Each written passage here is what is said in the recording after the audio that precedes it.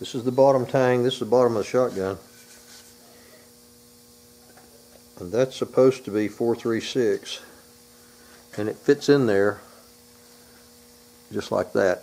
And it'll just pretty much just stay there because it's got, the tolerances are so close. The top right there and the top of this, push it on there and it'll stay there. So now I've got to translate this silhouette mark here to the inside here and figure out where to put this hole. I can look with my eyes down that center line right there and I can pretty much guess at it right there. Pretty much. But I will do a little bit better attempt at marking that.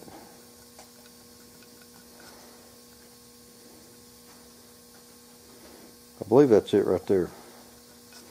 So I'm going to put me a little center punch mark right on that and start in there with a 7/16 bit and go to that depth and stop, and then I'll keep going from there all the way out the end. There's a test hole that I drilled to see if that'll fit in there. It'll fit, but it's awful tight. I'll go ahead with this hole and then I'll take a 64th bigger twist drill and just go back in there and size it up. I think I can do that. Now I have a center line that I'm looking this way, down that, and I got a center line I can see over here on the side, the one I drew a while ago. So my eyes are looking at that and that as I'm drilling this hole. That's the reason this thing is slanted up at me. That piece of tape was a depth stop from years gone by, and it's distracting to me.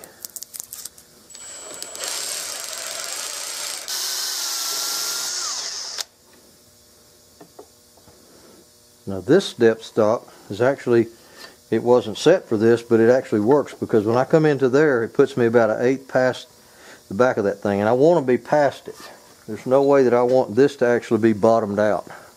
That needs to have wiggle room at the headspace, they call it, at the front of it, or at the back of it. It doesn't need to be super tight. This is a 64th bigger.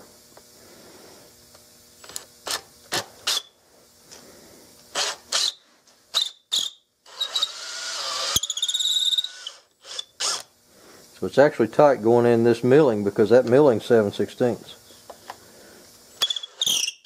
So it reamed it out just a touch.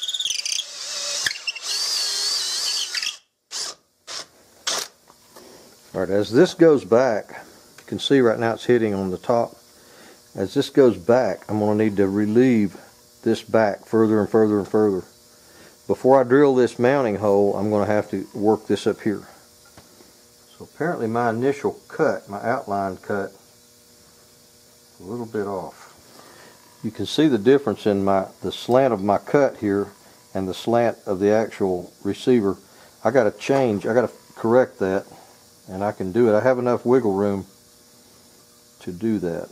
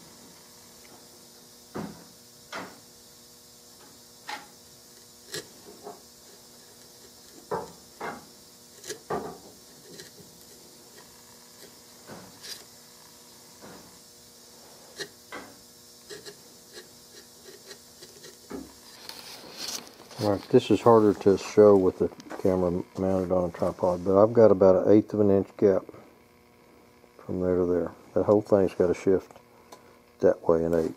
So that means all this tight fitting, this one up here doesn't have quite an 1/8, it's got probably a 1/16. All of this stuff here, all the way around here, has to all recess 1/8 of an inch down. That lets me know what I got to do. See how this is pressed down? When I push that in there and tap it with that mallet, that lets me know where the edge of the metal is. It just pushes it in.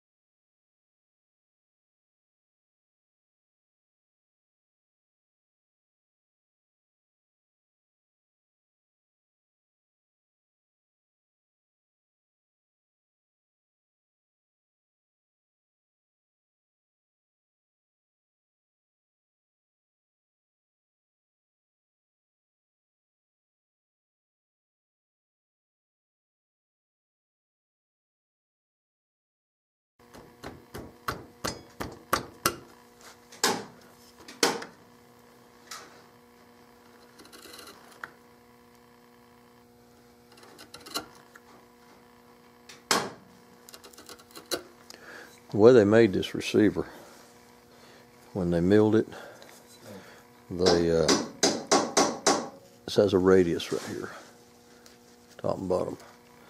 And what I did a while ago was, this was a straight cut and this was a straight drill, and this was a sharp corner right there. So what I just now did was relieve inside there a little place for that radius to sit, right in there and on the top.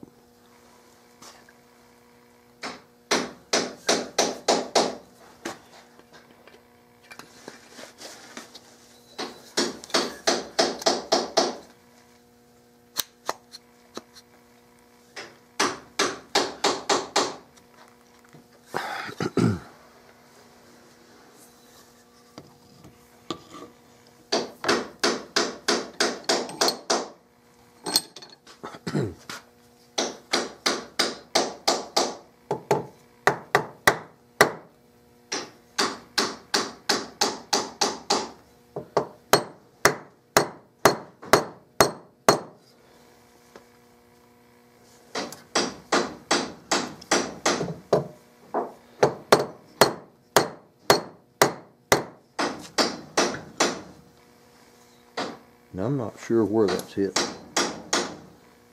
Maybe right there.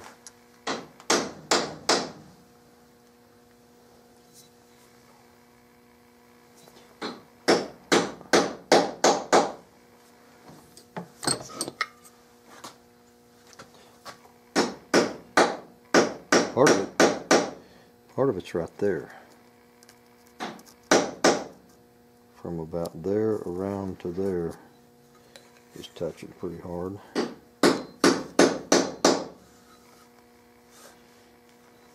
And this is touching harder than here.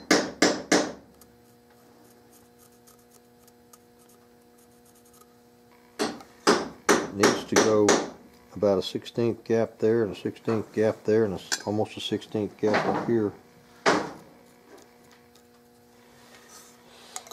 And about a heavy 32nd right there, so it's hitting on these lower corners.